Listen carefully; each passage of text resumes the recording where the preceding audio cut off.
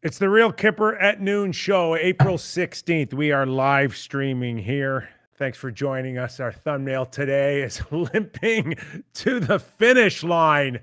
And that's what we're trying to do. And I don't know, are we limping to the finish line this week with Doug Maclean gone Wednesday?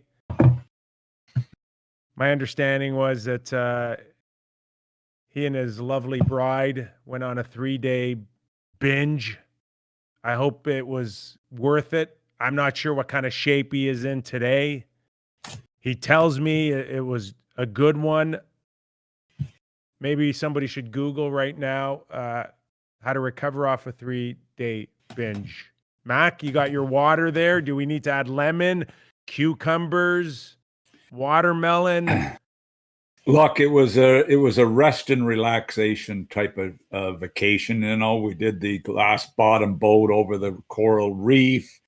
We did a little kayaking, little beachside action, some nice meals at night. But I have to tell you, the motorhome, the RV worked perfect. We pull into this great campsite in Key Largo, $50 a night for the campsite. But as a Florida resident, I get 50% off. So it's $25 a night, $74 for the 3 nights. So, you know, keep your money this week. I don't need any pay. Did you and Jill sit around trying to figure out what to do with the $25 that you saved? Did you guys figure it out?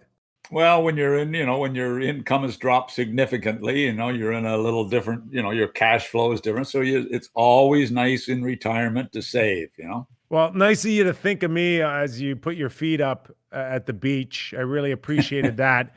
And then there's the Instagram picture of you and Jill. Why does Instagram get more Jill than we do on Real Kyper at Noon? When do we get Jill into the show? Because it's for the kids. It's for Clark and Mackenzie up north, to be able to see their mother, So she is one of the most influential, as somebody tweeted, Jill is one of the most influential sports media personalities in Canada right now. Without a doubt. Yeah. In other words, when she says, get the hell off the air and wrap this show up. I think that we had record numbers on our trade deadline show. I think the only way that we can one up that is if we have Jill on the show as well. So, I know. And Mac, we are thankful for our followers and our watchers. We are closing in on 10,000 subscribers to our show, and I'm really hoping that happens today. And if you're out there and you're not subscribing yet to Real Kyper, hit the button, and we'll give you all access to us. Joe and Jordan have done a terrific job of building this show, and it's nice to see the reward of the people, Mac. It's been a good week. We aren't limping in. Look, I'm telling you, the trade deadline show blew me away. The action on it and response from it. So no, it was fun. I mean, people are enjoying it, and it's nice. You get, you bring Shanny in. Adds a little spice to the show. Millard brings a little spice to the show. You bring in Brian Lawton for his insight. I mean, I think it's really important. I was saying this to Jill this morning. If these guys can come on and do decent numbers, maybe I'll only have to do 2 days a week. No, you know why? Because everybody that's watching right now is they've gotten used to your crustiness. That's the best way I can describe it. Yeah. And that's the opposite of what I am, is crusty. That's what catches me off guard. But it's like somebody said, maybe my sister said to me, because we met her down in the Key, she said, do you have to yell at me every time I turn on your podcast? She said, you don't have to yell, just talk. So I'm trying to be a calmer Mac today, Just explain to her, we get really excited talking hockey. Well, especially when we bring up the Leafs power play. Are you kidding me? Yeah. Okay, we'll get into that, Mac, and a lot more here. But just to kind of cover off our thumbnail today, huge news out of Vancouver in terms of JT Miller making comments that suggested that this isn't a good time to come back right now. The layoff the longest that we've ever seen. We know other teams have battled, like New Jersey, like the Montreal Canadiens. But this one, no question, the Vancouver Canucks hit the hardest with COVID, with the variant. And JT Miller had spoken, and the league and the Players Association listened. Officially, their Friday game tonight canceled. And although we haven't had word here just after noon officially, Saturday night's game will get canceled too. You don't cancel a Friday to play 24 hours later. So they're going to get the weekend. Okay, but explain to me how this decision would ever, and look, I understand the urgency to get the games in and to get the schedule done, but who in their right mind would tell a hockey team who've been off for 3 weeks that you're going to have one practice and a morning skate and you're going to play a back-to-back? Like who would ever make that decision? Like, where were their heads? And the fact that a player has to come out and embarrass basically the league, that, hey, this is crazy. Where's the general manager letting that even happen, or the coaches letting that even happen, or the league people who are heavily hockey people letting that even have a chance to fly? It made no sense. Well, again, you are always in a situation to change things, as we just found out. Right. But there is a framework, Mac. There is these conversations have gone on in the past, and it was decided that if anybody needed time off, we were going to build in, buffers in the schedule to push it back. They have. I don't think that they can squeeze anything else out of May 16th as the final day. But these were discussions you had prior to this. And of course, the tone was, well, everybody else played by those rules, even though your days are longer than others. Everybody got a practice or two in, and then they started playing right away. But this is now 3 weeks, Nick. This is 3 weeks. I know, Mac. I know. And I don't want them to play either. I don't want to play hurt. I don't want them to play with doubt in their minds. You can continue to get hurt physically in that capacity, but these things were discussed prior. Here's what I would like. Do you really, really think the players want to come back and play? They're out of the playoff. Well, what are the Vancouver Canucks coming back for? An empty building, and they will miss the playoffs. That's what I mean. Do you really think the players want to come back and play, is what I'm saying? I mean, they're out of the playoffs. They've been off for 3 weeks. I mean, they've been sick, and there's not a snowball's chance they want to come back and play. That's my own opinion. That's my own opinion, by the way. Which unfortunately could alter scenarios, including, albeit what many believe is still a long shot, Calgary catching Montreal. I know. So that's why. But they got to play, I guess. But come on, you may have to cancel those games, Mac, at the end. You just may have to. And yes, maybe people will look upon it and say that could have been a difference of making it, not making it, or winning a Stanley Cup and not winning a Stanley Cup. Yeah, maybe that's the case, but doesn't matter. You're dealing with something that's still, at the end of the day, better than nothing, and you can't make them play if they're not ready. And my other question is, where's Pettersson? What is going on with Elias Pettersson? How long has he been out? What is wrong with him? Where is he? Is he going to come back and play? I mean, his contract's up. But Mac, if you're the Vancouver Canucks and this guy's a franchise player, where's the urgency to know that it's highly unlikely that you were going to make a push for a playoff spot? Mm-hmm. You look at the Rangers. Yeah, maybe the Rangers are still on the outside looking into the East, but at least the Rangers are primed now to put some of those kids in a playoff push scenario, which is experience. You want them to experience that. Yeah, sure. Vancouver won't even get that. No.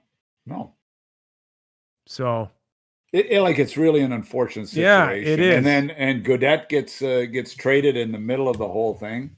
I mean, it's just I don't know. It makes it look taxing like here down the stretch, Mac. It's going to be taxing on the players, and the last thing you do want to do is put yourself in a position where you're not mentally and physically ready and you get hurt.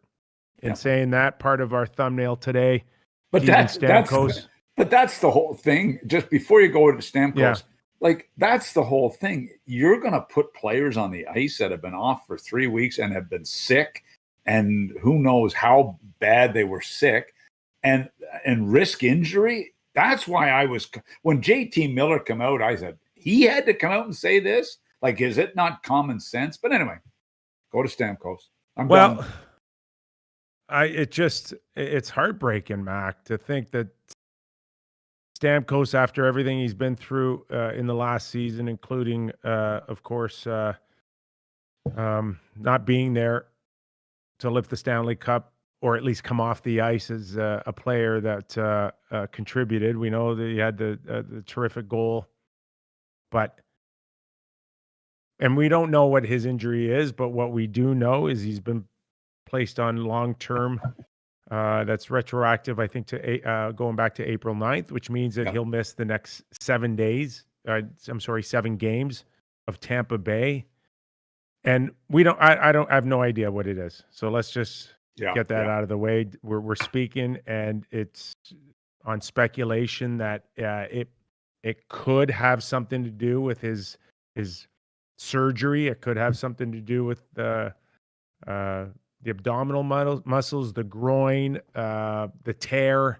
We hope not, Mac, but hopefully. This is devastating news for an organization that thought they were primed and ready for a second run, right? Yeah. Kucherov waiting in the wings, Stamkos in a great place, the trade for Savard, but the Stamkos news is unsettling. Yeah, it is. And big game last night against Florida.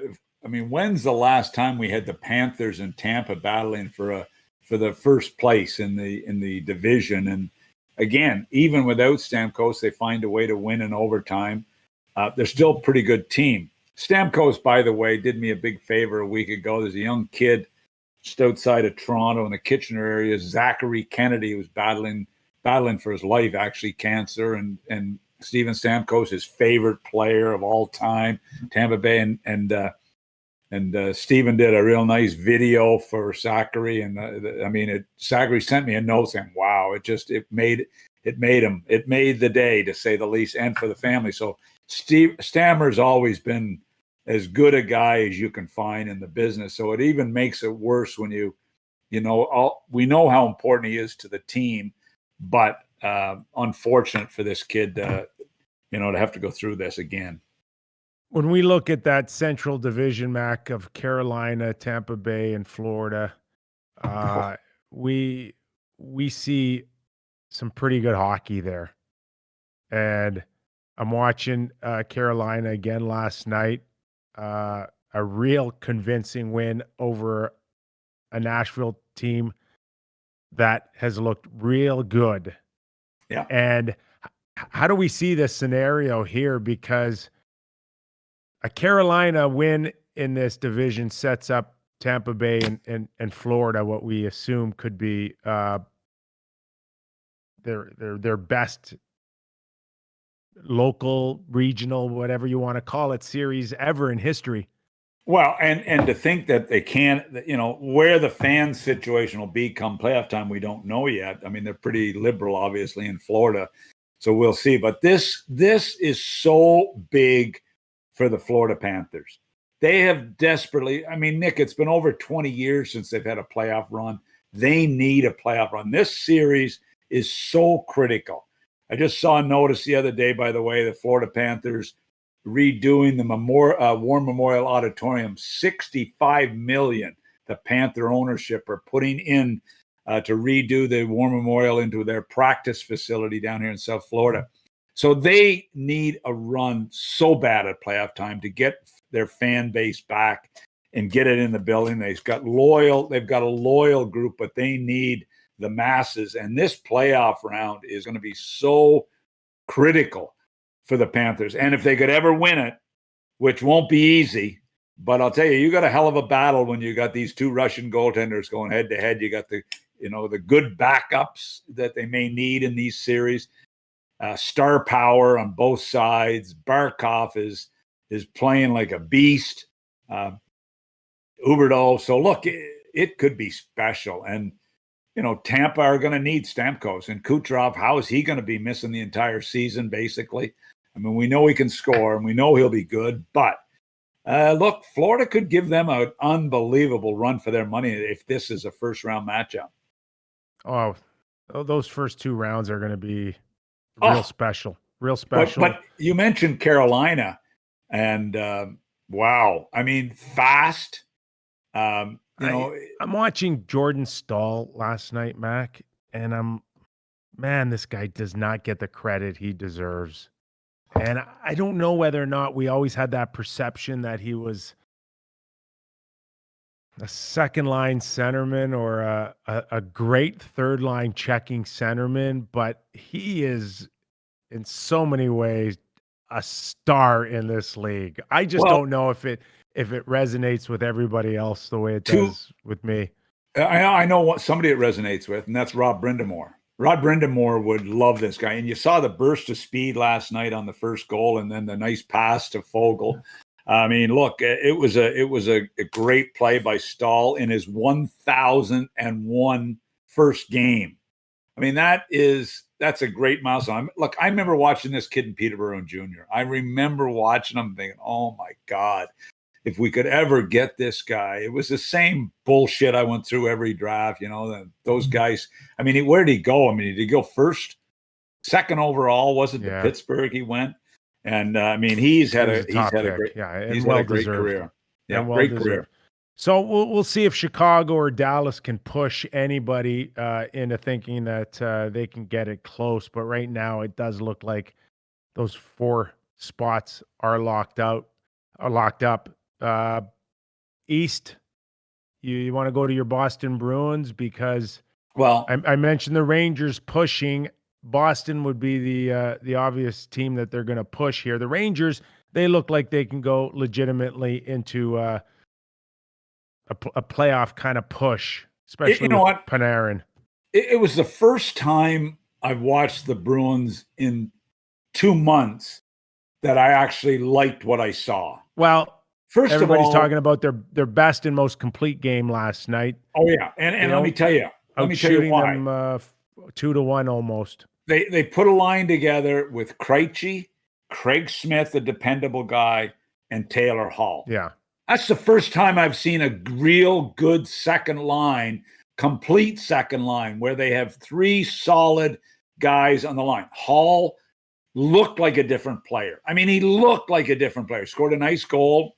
Had to make a good move on it. Well, that's everything that you wanted out of Taylor Hall on that goal, right? The speed, the strength to protect his lane, and the finish. Totally. And, you got Craig Smith scoring a beautiful power play goal on an unbelievable saucer from Krejci in the slot for a power play goal. Really interesting to watch the line with Kuraly's line. And people say, well, where's the importance here of these extra guys? So they have Lazar centering Kuraly, Wagner.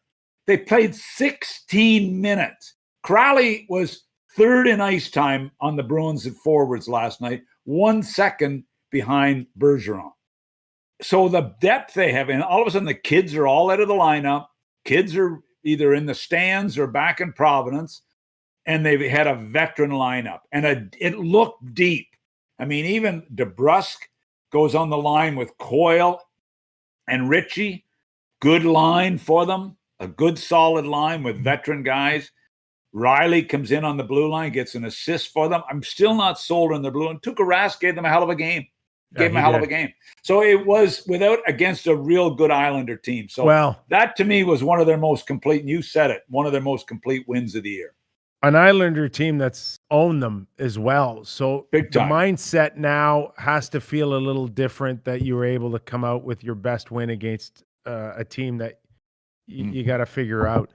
Yeah. And I mean, if Hall can figure this out, and you think about them getting Hall for a second-round pick, and you and Brian talked about it at length, I know, on Wednesday, but this could be, look, he brought in Nash. Sweeney a couple years ago got injured. If Hall can keep taking a step here and ever finds his way, and with the way Krejci can dish, you know what? I have said this for a gazillion years, that the key to the Boston Bruins is always Krejci. If this guy's going, Mac, if this guy has his game and he comes in with a 1-2 punch with Bergeron, they're tough. Just ask the Leafs for the past 10 years. But you still need that third and fourth line. You got Corrali's line that can go head-to-head with the other team's best players. It frees up Bergeron a little bit. It frees up Krejci a little bit. Krejci shouldn't be a guy to go head-to-head with the other teams. That's why the Corrali line is so important, because they let him go head-to-head and allows Krejci a little bit of freedom not to go against the other team's best players. Bergeron can handle it because he's such a two-way guy, and Marchand's a star, and Pasternak. So, I mean, I just like their mix. And Rask, love him or hate him, the guy makes saves. And last night he was good again. But they got to keep Krejci healthy. They got to keep Krejci healthy. And you're 100% right on that. Wow. The way you talk about Corrali, I wish I was his agent, man, because I think this guy's primed for a big contract. Well, unrestricted free agent, and they didn't trade him. Why didn't they trade him? Why didn't they trade him at the deadline if he's unrestricted? They need him to win. You're damn right. They need him in the playoffs. That's right. Exactly right. That's why he wasn't traded. So it'll be fun that to his agent. Yeah, I will. I'll mention that. Okay. North. We're going to see a race there.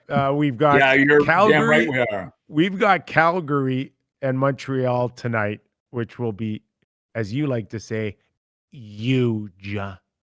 And then we've got Winnipeg, who come up with an amazing effort, especially being on the road now for a gazillion years. Yeah, back to back. They've got it in everyone's heads that they're not going to lay back and watch the Toronto Maple Leafs just roll right through the North Division to the conference final. Well, look, they looked real good last night. I mean, Jack Campbell finally showed some warts last night. I mean, a couple of soft goals. He's been so damn good. Lots of pressure on him to keep this thing going. Riddick comes in. So finally, a team gets to him a little bit. This is a big win for Winnipeg, but no Matthews takes a little tarnish away from it. All right, you brought up Jack Campbell. From it. Well, you brought up Jack Campbell. I want to stay with this because I watch Mac, his post-game comments, and it goes back to Montreal where and last night he says his performance, and I quote, unacceptable. I put the team and David Riddick in a tough spot. And then there was the comments Monday night. I was embarrassed by my efforts. I cost us the game. And those are strong comments, Mac.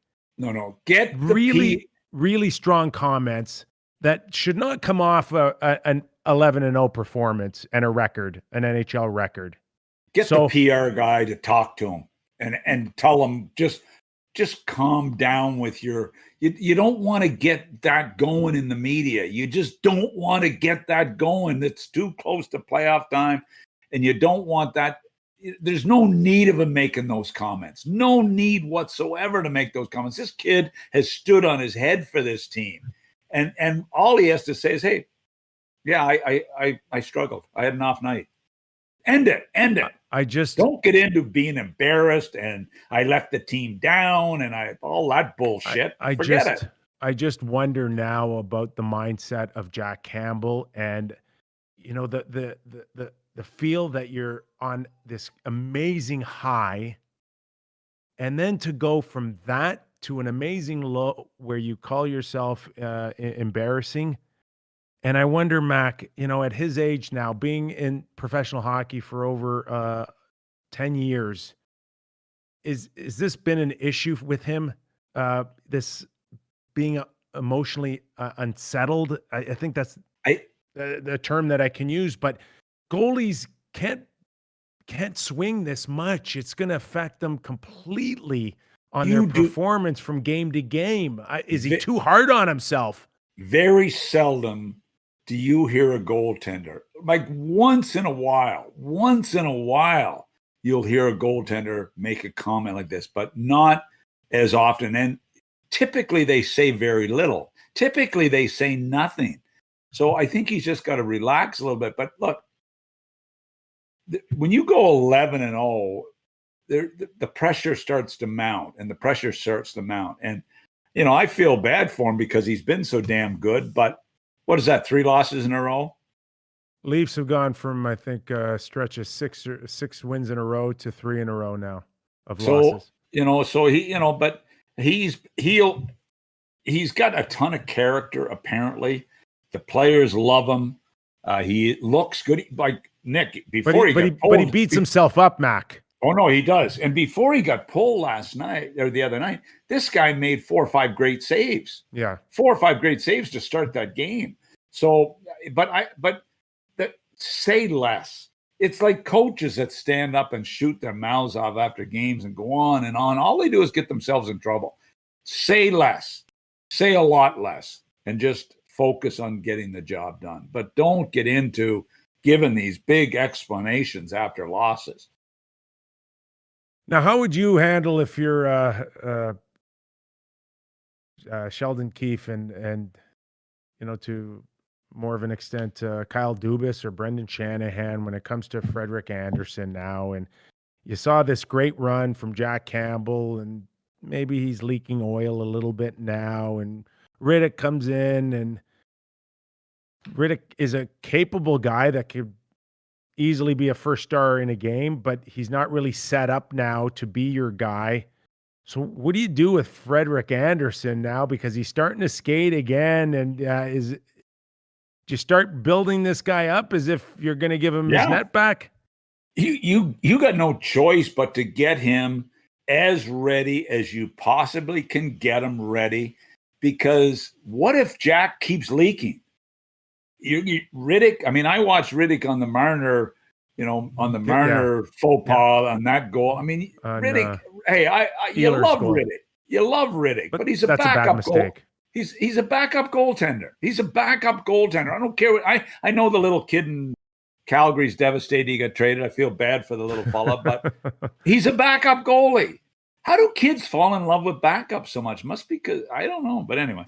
It was good to see you call him. Nice of David. He's a quality guy, but he's a backup. And you got to get Freddie. You got to get Freddie ready, because it's going to be Jack or it's going to be Freddie, and it's not going to be easy in the first round of the playoffs. Well, so you better have both of them ready to be able to go. But Jack's going to have to go on a little bit of a run here again if they're going to think about starting Jack in the first round. Jack's going to have to end up closing out the last few games here in the run. Not with an 11-0 run, but he's going to have to hit those levels consistently here, or else you have to go to Frederik Andersen. And you know what? It isn't typical here. What you're doing with most teams and most coaching staff in a stretch drive is your focus in your stretch drive is getting the wins you need, playing your number one as much as you need to make sure he's rested going into the playoffs. And now Sheldon Keefe has got 2 guys, because you don't know what Freddie's going to do, and you don't know what Jack is going to do. You don't know what Freddie's done in the past in the playoffs, and it hasn't been very good. You don't know what Jack Campbell's going to do in the playoffs, because I don't know if has he played. How many playoff games has Jack Campbell played? So you don't know. So you got to have both them ready. And that is not easy when you're looking at how many games left, 10, 11 games. You wish that if you're a Leaf fan, that might be the only dilemma, is getting a hot goaltender at the right time. I'll tell you what else. But it isn't. But listen. It's the power play too. Oh, no. Okay, just a minute. I want to hit one other thing before we get... Yeah. I said it. They needed a defenseman. I said they needed a defenseman that could come in and play and defend. I watched Muzzin and Hall last night. They didn't look very good. No, and that scares and I'm telling you, I still go back to that blue line. That's an explosive forward group in Winnipeg. What did they have? 3 breakaways last night? How many 2-on-1s? I mean, bad pinches, bad decision making. So anyway, go to the power play. And this is a team that's in first place. So you got the goalie problem to get one of the two or both of them ready, which is not easy for the coach. You got a power play that's 1-in-40. Oh, it's the worst. The worst in the league right now, especially the last month. The worst in the league in the last month. They've gone from 1st to 21st. Am I right on that? In the league? Is that right? That must be wrong. I can't be saying the right thing. I don't know what they are overall, Mac. I just know for over 4 weeks, it has been the worst in the league. Right. So, it's hard to evaluate it last night. I mean, you get a 5-on-3 when you're still in the game, and did they get a scoring chance in the 5-on-3? I mean, lost faceoffs all the way down the ice. But no Matthews. I want to talk to you about that, because we know we've lived it where, this isn't something that's snuck up on them, the bad power play. Like I said, it's been the worst in a month. So for people watching and listening, you got to understand, when that shit happens to a hockey club, coaching staffs are obsessed with changing it.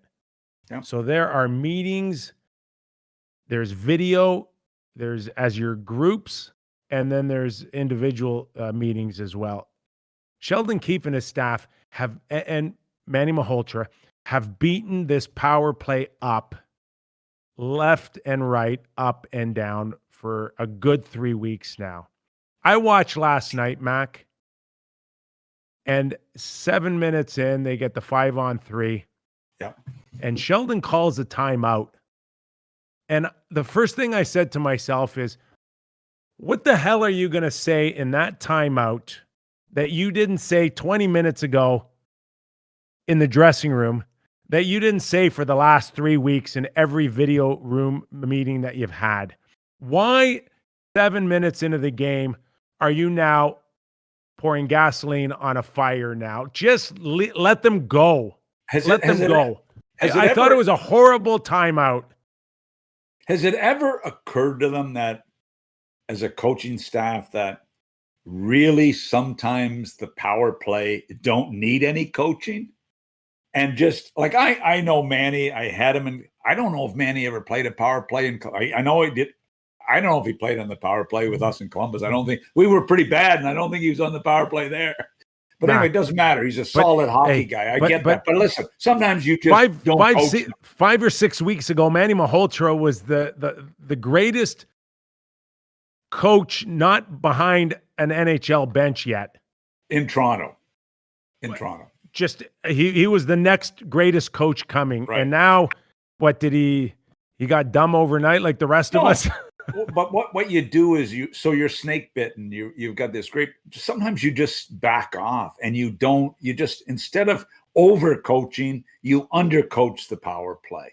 You go back to basics, getting the puck to the point. And we hear this all the time from every great power play, coach, is when things are going south, it goes to the point and you shoot the puck. And you go to the net, and you're gonna break out of this. But to over technical on the power play, it drives the players batty, especially guys that are so skilled and so talented. Don't overcoach them, Manny. Give them a few days off power play practice. It might help. the one thing with the Leafs too, Mac, is their energy's down. Morgan Riley, we know how important he is on the back end, and I don't see the energy off of him. I think part of the issue on the power play, Mac, is that he's not taking control. The one thing that I've always said about Morgan Riley, and I like Morgan Riley a lot, but Morgan isn't a threat back there. For a guy that is a big part of a power play, it would really help if you had a real threat, a real shot back there to beat goalies clean. And that's one thing I think that's missing on this power play right now, is a real presence back there. And I don't know if Morgan's tired. Like, there's some nights he's logged a lot of minutes, and we talk about a compressed schedule. And Austin Matthews, is he hurt, Mac, or are they resting him? But I don't know, but Morgan Riley played 25 minutes last night in that game. There's a lot of guys. There's a lot of guys I'd rest on the Leafs before Austin Matthews, and Morgan would be one guy that could use a rest. But why are they're resting Austin? Do you really believe he wasn't hurt? That's a rest? I don't know, Mac, but there are some that suggesting that they're going into this rest mode. Load management. I don't know what you call it, but is it off Kawhi Leonard and the Raptors kind of philosophy? I have no idea, but did they bring in Sir Ferguson from the Raptors to help them? I don't know. All I know was Austin was looking pretty good before he disappeared. It's not called load management. It's called bullshit load management is what it's called. All I know is if a guy's struggling and you want to give him a rest, great. But this guy was lighting it on fire again. Yeah. And then poof, he's gone.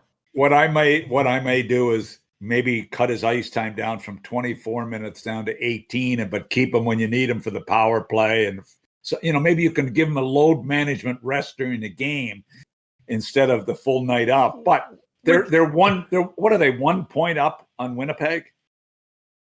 I think it's important to get that first place finish. Is it 3? Yeah, maybe it is 3. Yeah, it's 3. You're right. It's 3. They're within striking distance. So is Marner going to get a night off here? And then Nylander doesn't need any nights off. He's okay to play Nylander. How about Joe Thornton? Can that guy use a night off? Yeah. Well, he had a month off, didn't he? He was injured, wasn't he? Oh. He had a month off, but I mean, he could take another break. I look, Austin's a horse. Austin's, like I saw Steve Simmons mention the other day, 5 awards he's up for. Like, he's up for every award except the Norris and the Rookie of the Year, isn't he? Talk about Toronto media, like, seriously. I would not Selke, worry. But anyway, is Austin tired? If Austin's tired, it's not from playing. It's not from playing. Maybe he's jogging at home, or maybe he's doing maybe he's playing pickleball, or maybe he's doing other things, but it ain't being tired from playing hockey. I'll tell you that. He would be the last guy you'd have to worry. No. Him and Connor McDavid are two guys that you wouldn't have to worry about being tired. Are they worried about Sid being tired? He's 32. Anyway. Don't get carried away with load bullshit management, please. Okay. So, Doug, do you not think it's a valid thing? I'm very interested in this subject overall. Do you think that as long as you're healthy, you should play is basically the thought? The only guy that needs load management, as far as I'm concerned, is me. I took a day off this week. Yeah. I could use a couple of those as well. We have some funny people in chat. You know what, Austin? Hey, when you call Austin and say, "Hey, I'm the load management specialist here, and I'm going to give you a night off," and he's looking at him like, "Are you kidding me?" They want to play, these guys. Oh my God, they want to play, and they want to. And Austin Matthews wants to help the power play get going. He doesn't want to be in the stands. Now, maybe he's hurt, and maybe it isn't load management, but I don't know. They're so smart. Sometimes that makes me nervous.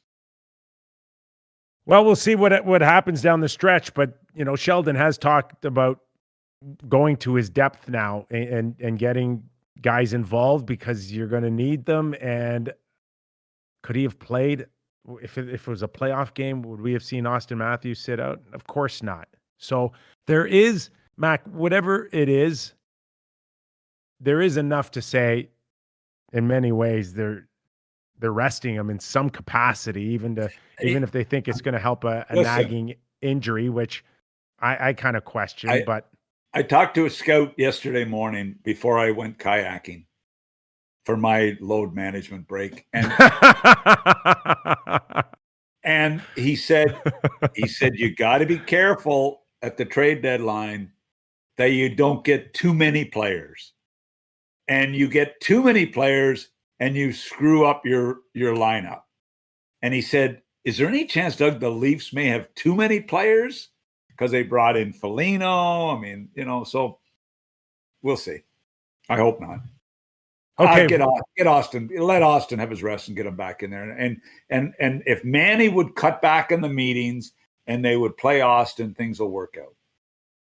Okay, one team that can't afford. I got to tell you the Ken Hitchcock story. Remember a former Dallas Star player telling me they loved when Hitchcock used to take them into the video room in the American Airlines arena or at the practice facility to go over the power play and go over all the technical things that Hitch wanted to go there, because Hitch always dimmed the lights, always turned the lights down low. And they used to get great sleep during those technical meetings. It was they said they slept like a baby during Hitch's meetings. So that just sums up your point about too many meetings. Okay, two teams that can't afford to load manage anybody, Montreal and Calgary. Calgary, big win the other night. They're going to have to run the table against the Montreal Canadiens, and there's a few games still remaining here. But, Mac, I'd be nervous if I'm Montreal. Yeah. Why would you be nervous if you're Montreal? Because of Calgary? Calgary, and the fact that I'm still worried that my roster's not good enough. I look down the middle of the ice still, and it's pretty much consistent with the things that we've been talking all year. And then on the back end, Mac, Shea Weber doesn't look like himself at all anymore. And is he taking too much heat? We saw the giveaway the other night, but it's struggling back there. He's struggling back there. That's something that we've never really said before. It's been well documented, Mac, the issues, the tendon, the surgery, the concerns. I've heard them a lot out of Montreal. Is it all that starting to catch up with him? The Montreal media, Toronto media, I get a kick out of it because when they win, Ducharme is the smartest guy that's come down the pipe in a long time. The team is flying. They look fast. Then when they lose, it's a disaster. They look slow. They got this wrong. They got that wrong. I mean, they're up and down like a toilet seat. I mean, look, Weber has played a lot. He's 36 years of age. I mean, I don't know. Might be a little bit too much. And Calgary got no pressure, but there is pressure to make the playoffs.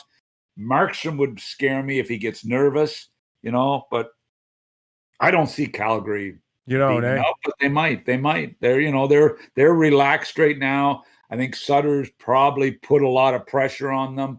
He's taken some heat off them. Maybe they're just getting used to playing for him. I don't know. They're playing better.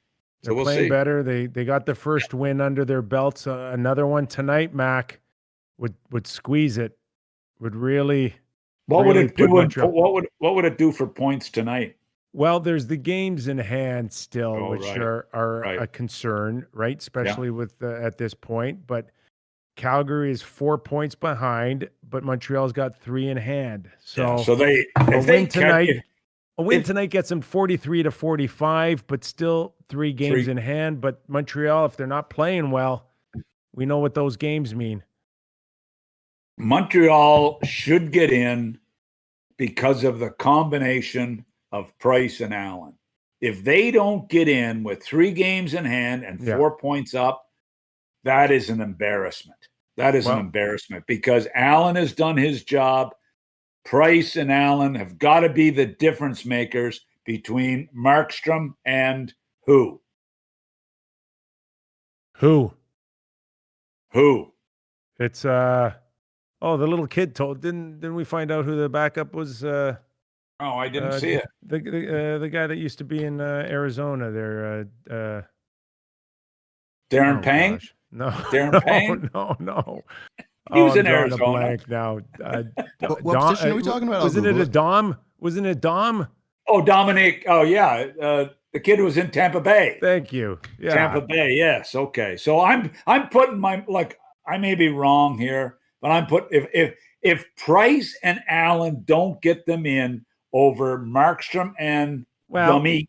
Don't we have to see what the regroup did for Carey Price here?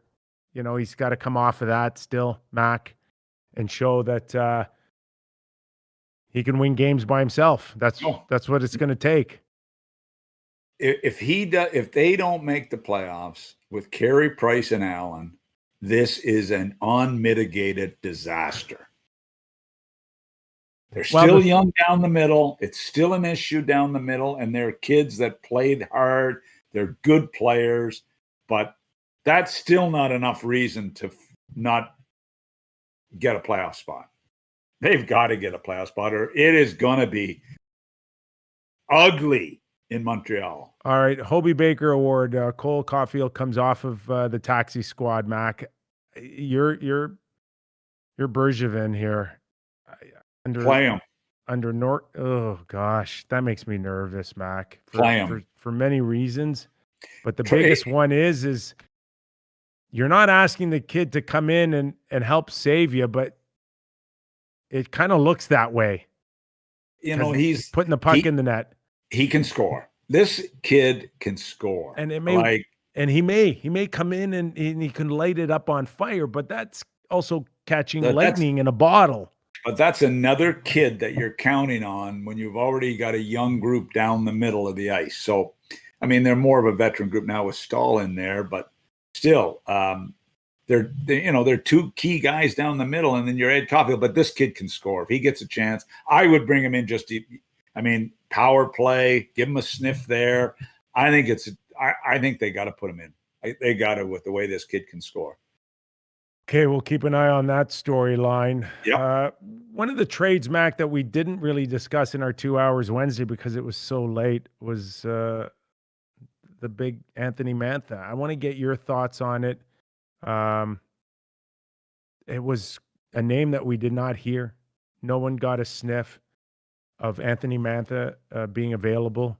Certainly not a contending team like Washington coming in and getting this 6'5", 26-year-old who underachieved in Detroit. There's no way about it. Like once you're in Stevie Y's bad books, there ain't no getting out.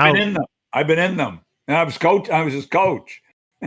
If he's set, and we've seen it in the past, whether it's Marty St. Louis or Vinny LeCavalier or Jonathan Duran, now Anthony Mantha, man, if you're not in, you're out. You want to believe it. So it's really interesting because about a month ago, I was talking to a guy that works for the Red Wings, and they said that the guy was playing like a dog. Now, what's playing like a dog mean? Does it mean like he's playing like he's obsessed and he's going to go crazy, or does it mean he's playing like a dog? This guy has been I remember Jimmy Devellano going down to watch him in Grand Rapids and coming back and going to the press and saying, if this guy doesn't wake up, he's never going to play for the Red Wings. Then he comes alive. There's always been something about this kid that drove Red Wing management crazy. And I don't think they were liking what they were seeing this year. Well, I don't think they were liking what they were seeing this year. The only thing, Mac, I say is, but when's this rebuild? Where's this rebuild go? Hold on. Before we get into Detroit a little bit on the rebuild, what do we think Anthony Mantha is? Okay, because I've got him right there with any complimentary goal scorer there is out there. A second-tier guy. This guy is not a guy that you can count on to carry a club. Yeah. Okay, he's not a nucleus guy. He is, as we found out, a Phil kind of Kessel guy where he can just come in and fit in. Now we're seeing Taylor Hall, not so much a superstar. And yes, I remember he won an MVP, but Taylor Hall is going into Boston to be a complimentary player, not to be a superstar. Anthony Mantha, to me, is even a tier underneath that. He's got a long way to go to show that he can be a star in this league. Well, if that's the case, that's a bad trade. Well, because the price you pay for Anthony Mantha, that price is for a top-line player. Not a complimentary player. That's a price for a top player.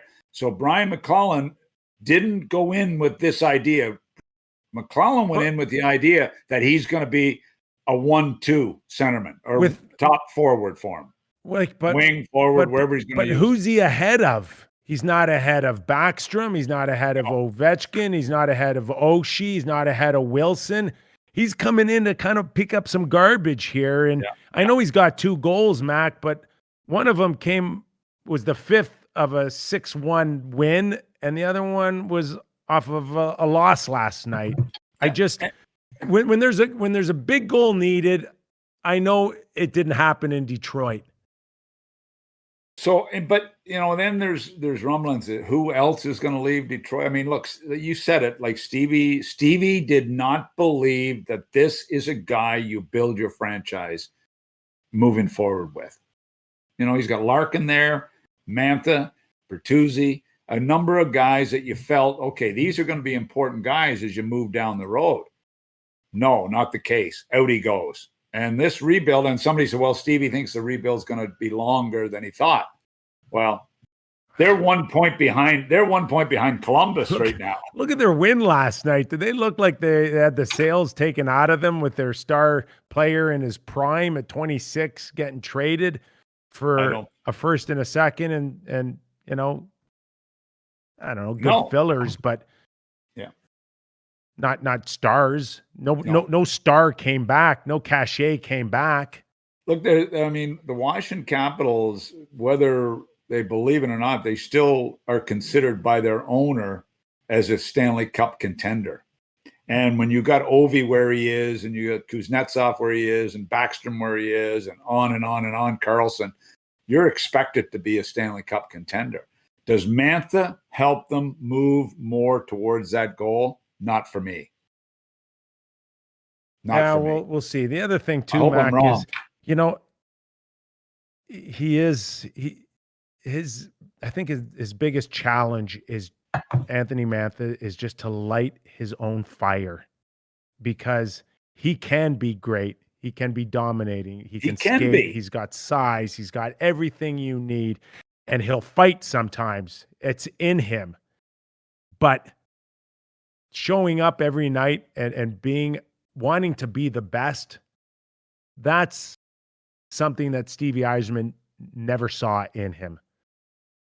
When you have to poke the bear to get him going, that's not a good feeling as a general manager or coach. When you've got to poke these guys, it's like you have to do that to Austin Matthews.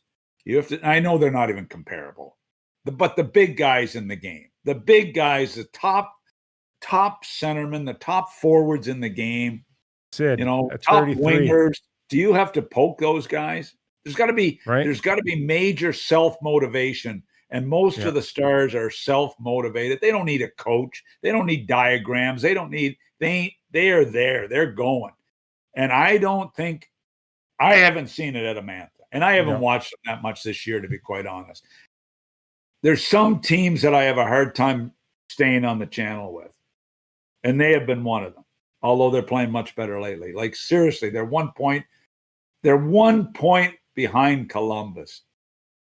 We will have to put Rimmer in therapy if that happens. We came so close to going through our whole show without a Columbus mention. And I know. There you go. There you go. So speaking of which, earlier on this week, we saw almost like a Ty Domi moment out of his son Max go after Connor Murphy. And I wanted to get your thoughts on it because there's a lot of talk in social media about Max doing such a horrible thing, going after Connor Murphy and ragdolling him a little bit. But wanted to get your thoughts on the fact that Max went after him, challenged him, and didn't get the response out of Connor Murphy. And Max, of course, calls him out in the press conference. Well, look, it was a little elbow to the head, to the chops that Murphy snuck in. Connor, I happen to like Connor. It was sneaky. Murphy. It was a little sneaky. I don't dirty, a little sneaky. I don't think it was the elbow. It was more of the back of his shoulder. But yeah, Connor knew exactly where he was. Oh no, and I didn't mind Connor doing it. I thought it showed a little jump. I mean, they're all fighting for their lives for the playoffs. They don't want to take penalties. Tortorella went ballistic on Domi. He was not happy about it. Not happy at all. I liked that Ty Jr. jumped in. I liked it. I was happy that Max jumped in. I really like Connor. I've known him since he was 5 years of age, and I really like him. But it showed to me that Max, he's got something here. I haven't seen it enough out of Max. I'm sorry, I haven't. Well, the interesting part for me is watching everybody sit on their couch and say, you can't do that anymore. And my first thought when I read these is, okay, you're sitting on a couch a million miles away from the rink and you're telling them what they can and can't do. I got news for you. It doesn't work that way. No, the only ones that get to decide what they can and can't do are the ones that play the game. And once you run the risk of poking the bear, like you often say, then you also run the risk that a guy like Max is going to come after you. And that's what happened to Connor. And you know what I say to that? If you're on the bench and you're glad you're seeing some emotion for a team that has won one game in the last month. Columbus, I think, unless I'm wrong, and I don't follow them that close, but I think they've won one game in the last month. What you say on the bench is, okay, penalty killers, we need a kill here. We need a kill. We had a guy show a little emotion. We need a kill here. I mean, is that gone? Is that disappeared from the game? Yeah, remember how many times? One game in a month. So I thought it was that. I don't know how I would know that, but I did. I'm not much of a statistician. You're subconscious. Yeah, I know. But anyway, remember how often did that happen on the bench when you were playing? I was coaching. Okay, boys, we need a kill for that play. So it wasn't me, somebody. But okay, he took a bad penalty. Okay, it is Mac. And listen, when a guy decides to do that or take matters in his own hands, of course he runs the risk of a penalty that hurts his team. He runs the risk of being suspended. He runs the risk of maybe hurting somebody else. Those are called consequences. But in that moment he's on the ice, he gets to make that decision on what he can and can't do, or what he wants to do, or what he doesn't want to do. Yeah. Not some guy eating Dorito chips on his couch. That's the only point I want to make. Exactly. Good point. All right. Where else you want to go? Are you done? Yeah, I'm done. I think we covered it. I think we covered it totally, didn't we? Is there anything else? Feel a little more sober now. I was just thinking, I've got a great Cohiba cigar here, and I've got a Blue Moon left in the fridge, and I'm going to go down to the pool, and I'm going to have a stogie and a beer. And you an orange slice guy in the Blue Moon? You do you slice the orange? No, I do in the bars. I get them, put the orange in, but at home I don't.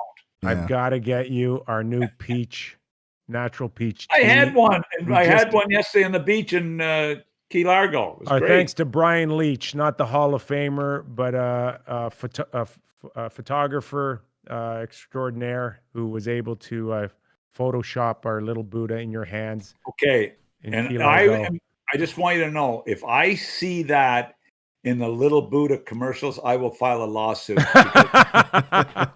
And you too, Leach, if you're going to pull that, I need to have right of approval on using my likeness for commercials. Doug does not know it, but he's our #1 ambassador. So these are out now, available in the LCBO here in Ontario, and we will try to get them to you. They're also available across the country, so go to the website and see the availability, hopefully in your area. But we are in British Columbia, Saskatchewan. We're getting to Newfoundland, Labrador availability. PEI? Well, you can't get over the bridge, so you can't. PEI. We're working on PEI. You know anybody there that can get little Buddha into PEI? I used to, but I don't know. I can try. I'll see. I got to get there first. Start pulling some strings, man. Okay. Hey, Kyper, we have a question for you here in chat about little Buddha. Have you ever used it as a mixer for any sort of hard liquor? I have not personally, but someone told me they were doing a recipe and they didn't have any canned pineapple, so they used little Buddha, and it was fantastic. I don't know if it was a cake or something. Wow. Oh, a ham. A ham. Wow. They cooked a ham. And they ran out of canned pineapple, and they used little Buddha, and they said it was fantastic. So something to think about. Christmas, Thanksgiving, maybe your turkey. I don't know, but maybe I'll think about it on this weekend, Max or Mac. What do you think this weekend? Yeah, no, I think it's good. I've got to get. I can't wait to get up to. I hope they're in PEI because I loved the one yesterday on the beach. So I'm going to try. I'm anxious to try more. Good. Well, we're going to let you go now because we want you well rested for next Monday. I'm like Matthews. I'm load management, and the only load here is what's. No, I'm not going there. This will be your last. Wednesday was your last load management until after the Stanley Cup is presented. Okay, don't be coming to management here and saying I need another load management day. I'll talk to that Sir Ferguson there that worked with the Raptors. I drank with him one night. What's his name? I don't know. Oh, a great guy, great friend Ask of Jack. Jack, your best friend, Jack Armstrong. Oh no, he's the genius there that did all that with the Raptors. Anyway, is he still a genius? Is he still a genius analyst if they miss the playoffs? The Raptors? No, I wasn't talking about Jack. I was talking about the Ferguson guy. Well, I know, but I'm talking about Jack. Is Jack still brilliant if they miss the playoffs? Yeah. He and Devlin are the top notch. Yeah. Top notch. I love. You got to bring more of Jack here, with the screaming and get that junk out of here. Get that garbage out of here. That's my favorite. Get that garbage out of here. Come on, Mac, bring us something. No, give me your imitation of Jack. How are ya?